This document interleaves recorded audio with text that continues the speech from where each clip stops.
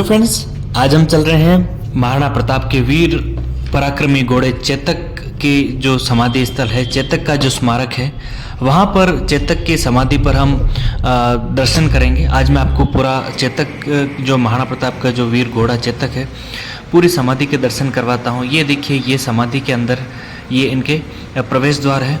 देखिए, अगर हम हमारे इतिहास के पन्ने पलटे तो हम अपने स्वर्णिम युग व हमारे जो महानतम पूर्वजों की वीरता और ये इनकी बहादुरी के किस्से सुनकर खुद को गौरवान्वित महसूस करते हैं। वीर योद्धा हैं, उन्होंने अपनी मातृभूमि की रक्षा के लिए अपने प्राणों का बलिदान किया और जो वीर माताओं ने अपने स्वाभिमान की रक्षा के लिए जलती हुई अग्नि के अंदर प्रवेश करके जौहर का जो महानतम कार्य किया है, बहुत बड़े बड़े बलिदान दिए हैं। वहीं हमारे मेवाड़ की धरती पर जो वीर योद्धा हुए हैं, पराक्रमी महाराणा प्रताप, महाराणा राज सिंह, महाराणा सांगा, महाराणा कुंभा, महाराणा उदय सिंह, उसी तरह से जहाँ की जो जनता है उन्होंने भी राणाओं का पूरा सम्मान किया, साथ दिया। आज हम महाराणा प्रताप के जो परम पराक्रमी घोड़े चेतक की समाधि पर हैं। ये महाराणा प्रताप के चेतक की समाधि स्थल है।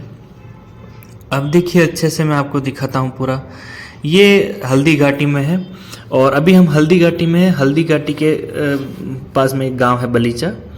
हल्दी घाटी कोई गांव नहीं है, हल्दी घाटी सिर्फ एक दर्रे का नाम है और वहाँ पर ये बलीचा गांव है। यहाँ पर ये परम पराक्रमी चेतक की ये समाधि स्थल है और यहाँ से समाधि स्थल के दर्शन करते हैं और उसके बाद में हम चलते हैं मंदिर के जस्ट पास में ही ये भगवान शिव समर्पित एक मंदिर है। और ये जो चेतक की समाधि है, इससे भी प्राचीन मंदिर है और काफ़ी बहुत अच्छा यहाँ पर सुंदर गार्डन बना हुआ है। यहाँ पर काफ़ी लोग दर्शन के लिए आते हैं, चेतक की दर्शन करने के लिए आते हैं समाधि का, और मंदिर में दर्शन करते हैं। और बहुत अच्छा पार्क बना हुआ है। और हल्दी घाटी में काफ़ी जो ऐसी जगह है जहाँ पर चेतक ने अपना महाराणा प्रताप को बचाने के लिए जो नाला कूदा था। और इसके बाद में जो यहाँ पर म्यूजियम है, इसके बाद में और भी जो हल्दी घाटी को हल्दी घाटी क्यों कहते हैं, यहाँ पर बिल्कुल हल्दी के जैसा यहाँ पर जो मिट्टी है, इसके लिए हल्दी घाटी कहते हैं, वो भी मैं आपको दिखाऊंगा। इसके अलावा महाराणा प्रताप के जो वीर योद्धा थे, हकीम खान सूरी, जो महाराणा प्रताप के सेनापति थे, जो अफगानिस्तान के पठान थे, अफगान पठान थे, उनका भी समाधि स्थल बना हुआ है यहाँ पर, वो भी मैं आपको दिखाऊंगा। और ये देखिए, अब बात करते हैं हल्दी घाटी के युद्ध की। ये हल्दी घाटी का जो युद्ध हुआ था 18 जून 1576 में हुआ था और जहाँ महाराणा प्रताप की तरफ से जो योद्धा शामिल हुए थे, ग्वालियर के जो राजा थे रामसा तोमर हैं, इसके अलावा उनके जो पुत्र हैं शालीवाहन और भवानी सिंह, उनका भी समाधि स्थल बना हुआ है और वो समाधि स्थल भी मैं आपको दिखाऊंगा। और इसके लिए मैं पार्ट 2 बनाऊंगा क्योंकि अभी काफ़ी लंबा हो जाएगा वीडियो। ये समाधि के पास में ही भगवान शिव को समर्पित ये मंदिर है। और इसके अलावा महाराणा प्रताप की जो सेना के अंदर सलूम्बर के जो कृष्णदास चुंडावत थे, कृष्णदास चुंडावत, इसके अलावा जो भीलों के जो सरदार थे राणा पुंजा, जिनको कि भीलू राणा भी कहते हैं, वो भीलों की जितनी भी सेना थी, टुकड़ी उनके कमांड में थी। इसके अलावा हकीम खान सूरी और महाराणा प्रताप की सेना के अंदर 3000 सैनिक थे। और इधर अकबर की सेना में जो आमेर का राजा मानसिंह था, आमेर जयपुर का जो राजा मानसिंह था, इसके अलावा बदायूनी था, जिसकी की एक हिस्ट्री में एक किताब चलती है काफ़ी, मुंतखब उत तवारीख के नाम से। और इसके अलावा जो अकबर का एक जो सेनापति था आसिफ खां था। ये 3 सेनापति थे अकबर की तरफ से और 5000 सैनिक अकबर के साथ में थे, अकबर की जो सेना के अंदर। अकबर कभी भी इतनी हिम्मत नहीं कर पाया कि महाराणा प्रताप के सामने आके वो युद्ध कर पाए। हमेशा वो छुपता रहा और सिर्फ अपने जो सेनापति और सैनिकों इनको ही भेजता रहा। कभी महाराणा प्रताप के सामने आके उसने युद्ध नहीं किया। बदायूनी वही एक इतिहासकार है, मुंतखब उत तवारीख का जो राइटर है, इसने भी जब इच्छा जाहिर की हल्दी घाटी के युद्ध में देखने जाने के लिए, तब उससे अकबर ने पूछा कि आप क्यों जाना चाहते हैं, आप तो एक लेखक हैं, आप तो इतिहासकार हैं, आपका काम तो कलम चलाना है, वहाँ पर युद्ध क्षेत्र में तो तलवारें चलती हैं, वहाँ पर आप क्या करेंगे। तब इसका जवाब था कि हल्दी घाटी के जो युद्ध होगा बैटल ऑफ जो हल्दीघाटी है, वो जो युद्ध होगा वहाँ पर जब मैं हिंदुओं का सर कटते हुए देखूंगा और उनके जो खून होगा उससे मैं अपनी दाढ़ी में लगाऊंगा और लाल दाढ़ी बनाऊंगा। ये उसके जो वाक्य हैं, ये वो बदायूनी है। ये देखिए, ये मैं अभी आपको दिखा रहा हूँ जो चेतक की जो परम पराक्रमी चेतक की जो समाधि स्थल है, यहाँ के मैं दर्शन करवा रहा हूँ आपको पूरे अच्छे से। और ये अभी जो है, ये भी आर्कियोलॉजिकल सर्वे ऑफ इंडिया के अंडर में भी ये जो क्षेत्र है सुरक्षित है। तो 18 जून 1576 में जो हल्दीघाटी का युद्ध शुरू हुआ, उस समय महाराणा प्रताप की जो सेना ने डेरा डाला था उदयपुर के पास जो लोसिंग गांव है वहां पर, और मान सिंह की जो सेना थी उसने मोलेला जो स्थान है हल्दीघाटी के पास, वहां पर उसने अपनी सेना का डेरा डाला था, मुगल सेना का। और वहीं पास में एक जगह और है जिसको आज बादशाह बाग के नाम से जाना जाता है, आदि सेना वहां पर रखी थी इसने। और मोलेला के बारे में भी हम आगे जानेंगे, पढ़ेंगे। ये देखिए, ये स्थान वहाँ है जहाँ से चेतक ने अपना जो नाला कूदा था वो अंदर की तरफ से है, और अभी इसको स्थान को बंद कर रखा है क्योंकि काफ़ी हिंसक जीव जानवर यहाँ पर, शेर चीते भी यहाँ पर और पैंथर वगैरह रहते हैं, तो इस वजह से अभी ये जो है शाम के समय वहाँ जाना अलाउ नहीं है। लेकिन उसके लिए भी मैं एक सेपरेट वीडियो बना के दिखाऊंगा कि चेतक ने कौन सा नाला कूदा था, कहाँ से कूदा था। तो ये जो अलग अलग जो यहाँ पर इनका जमावड़ा था, उसके बाद में जब जो महाराणा प्रताप और जो अकबर की सेना के बीच में युद्ध शुरू हुआ, तो महाराणा प्रताप की सेना अकबर की सेना पर भारी पड़ रही थी। महाराणा प्रताप के सैनिक जो थे वो पीछे पीछे और आगे आगे भाग रहे थे, अकबर के जो सैनिक थे वो भाग रहे थे। तो मान सिंह ने आसफ खान से पूछा कि आसफ खान वही है जो जो मान सिंह के साथ था, अकबर का जो सेनापति था वो भी एक। आसफ खान से मान सिंह ने पूछा कि मैं किस पर तीर चलाऊं, मुझे समझ में नहीं आ रहा है कि हमारे सैनिक कौन है और महाराणा के सैनिक कौन है। तो आसफ खान ने कहा कि आप आंख बंद करके तीर चलाओ, क्योंकि हमारी सेना में भी सारे जो हमारे सैनिक है वो हिंदू है और उनकी सेना में है वो भी सारे हिंदू हैं। तो आंख बंद करके तीर चलाओ, जो भी मरेंगे हिंदू ही मरेंगे, हमारा कोई नुकसान नहीं है, मुस्लिम हम नहीं मरेंगे, सारे मरने वाले सारे हिंदू ही होंगे। आप हमारे साथ दे रहे हो तो आपका कर्तव्य है कि आप हिंदुओं को मारो। तो मान सिंह जो है आंख बंद करके तीर चलाता है, उसमें काफ़ी सारे योद्धा मारे जाते हैं। और अकबर की सेना जब भाग रही थी, उसी में से एक जो सैनिक था मेहत्तर खान नाम का, उस सैनिक ने आकर झूठ मूठ ही जोर जोर से चिल्लाने लगा कि भागो मत भागो मत, बादशाह अकबर खुद आ रहा है और वो बड़ी सेना साथ में लेके आ रहा है। तो इस पर जो मुगल सेना थी उसमें थोड़ा उनका साहस बढ़ा और फिर से वो युद्ध में वापस आ गए।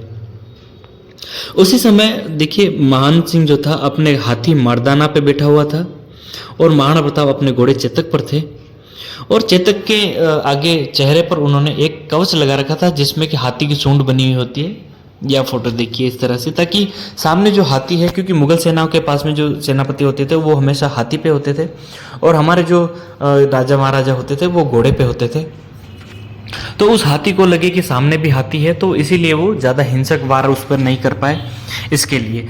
और जब महाराणा प्रताप मान सिंह के सामने आ गए तो चेतक ने महाराणा प्रताप की आंखों की पुतली फिरी नहीं की। चेतक के जो पैर हैं दोनों आगे से उठा के उसने जो हाथी के मस्तक पर रख दिए, और उसी वेग से उसी तेजी के साथ में महाराणा प्रताप ने अपने भाले से मान सिंह पर हमला किया, और कायर मान सिंह भाले से महाराणा प्रताप के वार से बचने के लिए हाथी के हुंदे में दुबक गया, छुप गया, और उसका जो महावत था हाथी को चलाने वाला वो मारा गया।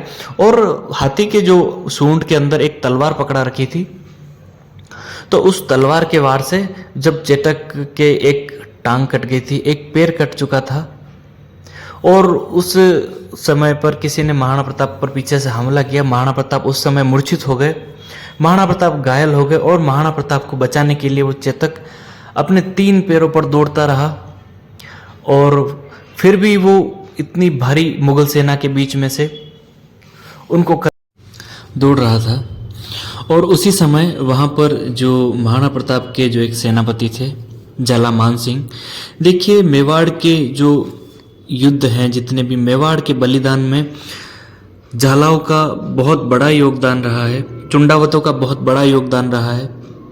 और महाराणा प्रताप के एक जो सेनापति थे झाला मान सिंह थे, जिनको कि झाला मन्ना कहा जाता है, झाला मन्ना उनका नाम है, झाला मान सिंह भी कहा जाता है।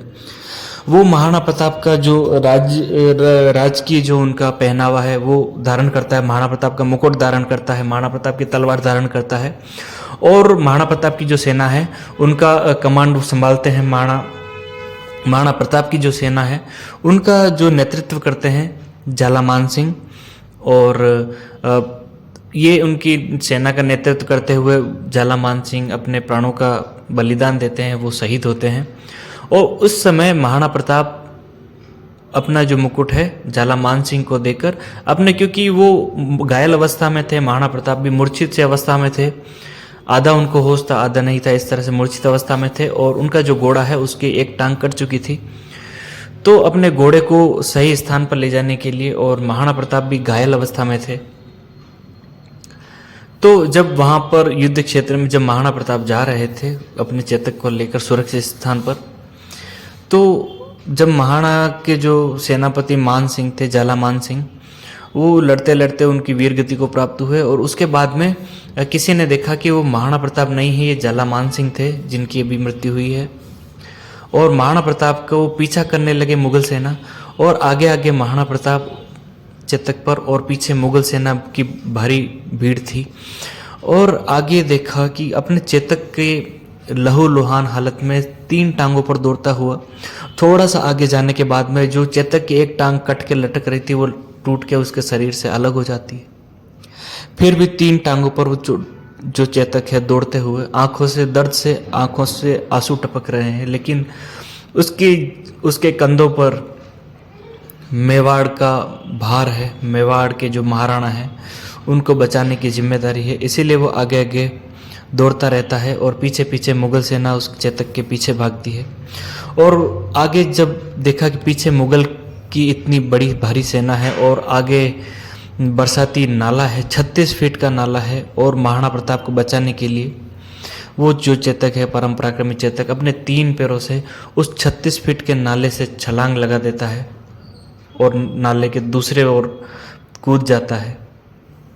और पीछे जो मुगल सैनिक थे वो अपने घोड़े को वहाँ से कूदाने की हिम्मत नहीं कर पाते हैं, छलांग लगाने की हिम्मत नहीं कर पाते हैं, और वहीं से वो वापस कायर सारे मुगल वहाँ से भाग जाते हैं। और लेकिन जैसे ही चेतक नाला कूदता है, कूदते ही बहुत ज़्यादा जख्मी हालत में, बहुत ज़्यादा उसको चोट लगती है, वो मरणासन स्थिति में होता है।